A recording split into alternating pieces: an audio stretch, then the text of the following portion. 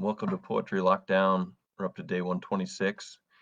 Um, really excited about today's poem entitled Selah by Honorée Fanonne.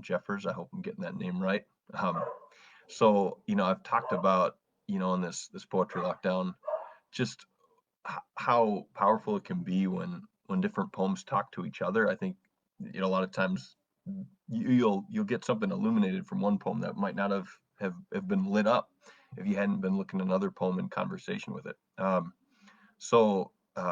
the last poetry lockdown that I did was for my uncle Warren, who just passed away, and part of that beautiful poem by Katrina Vandenberg is alluding to a psalm, Psalm 23, a famous "Lord is my shepherd" psalm. And then right around the same time, actually, that I was reading that poem and then recording it, my good friend and mentor Deborah Keenan had just kind of shared with me this other poem that I'm going to read today, and it's really fascinating because the title of the poem, Selah, I looked up because I've seen that before when I would read Psalms. And what that is, it's a Hebrew word. I'm just reading from my little online research.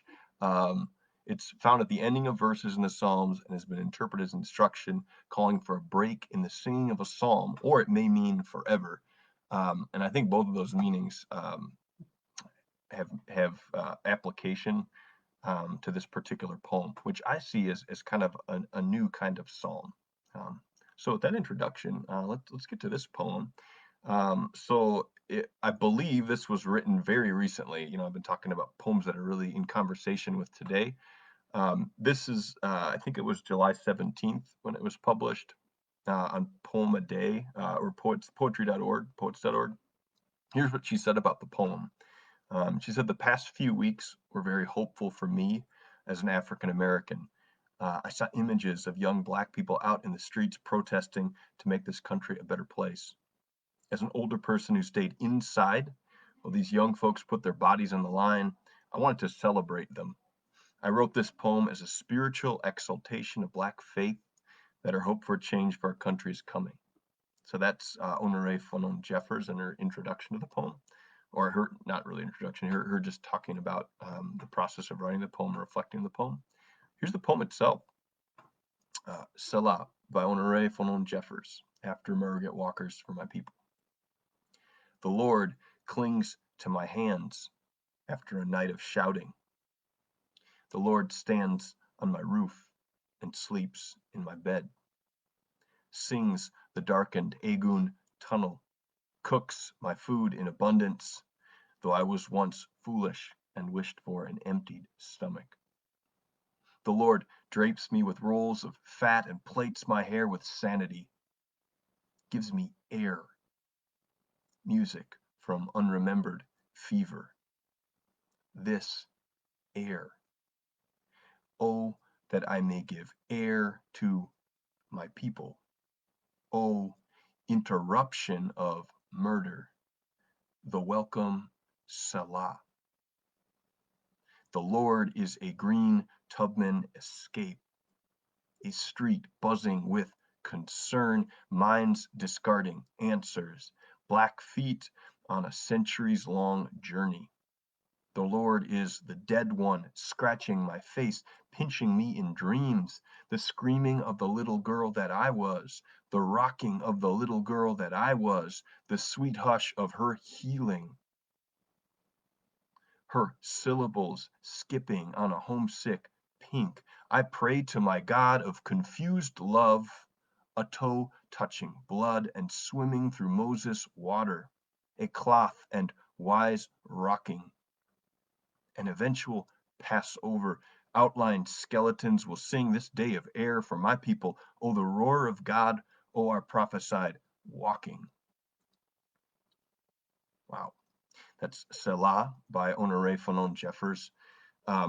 So much I could say about this poem. I'm just blown away that it was written so recently with how powerful it is.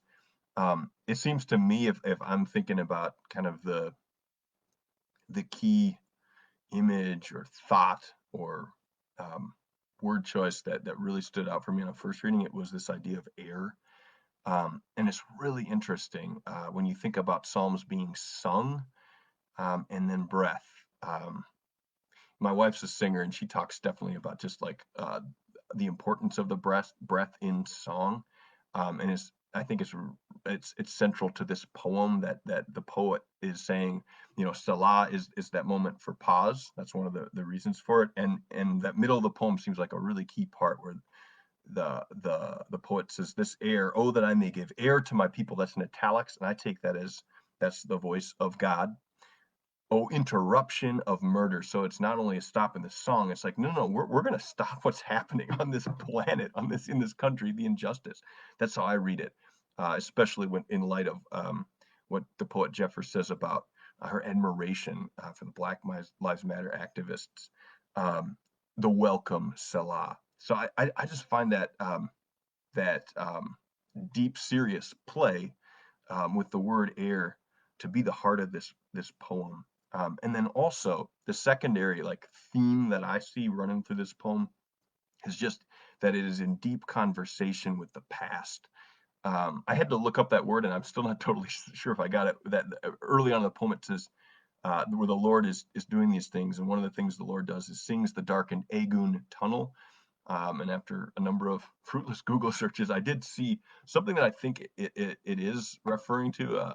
It was the scholar was talking about the Yoruba gods in Nigeria, and this scholar said that reverence is given to the Egun or ancestors, and I think if I'm not mistaken, I think that's really the reference, right? Sings the darkened Egun tunnel. So something about how Africans and African Americans have walked this journey, and that definitely fits with Margaret Walker's poem, which is after, and I'll read a little section of that. So I feel like, in some sense, this is about really connecting what's happening right now in the Black Lives Matter movement with this deep and ancestral tradition that goes, all the way back to owning, a toe touching blood and swimming through Moses water, and all those African American spirituals that reference that as well. So again, that's my 2 cents. As a 30-something white guy reading this poem, and I'm sure there's many more riches to be gleaned from the poem. But um, as I close out the poem, rather than reading, as I sometimes do, sections of this poem again, I wanted to read the close of the poem that this is after, Margaret Walker's "For My People," which I believe was published in 1989. That's the pub date I see on the net, because I think that seeing those poems in conversation with each other is really powerful and moving. So here we go, closing out. This is the end of "For My People" from Margaret Walker. I'll read some of the last stanza. Margaret Walker says, "Let a new earth rise, let another world be born. Let a bloody peace be written in the sky. Let a second generation full of courage issue forth. Let a people loving freedom come to growth. Let a beauty full of healing and strength of final clenching be the pulsing in our spirits and our blood. Let the martial songs be written. Let the dirges disappear." I really like that.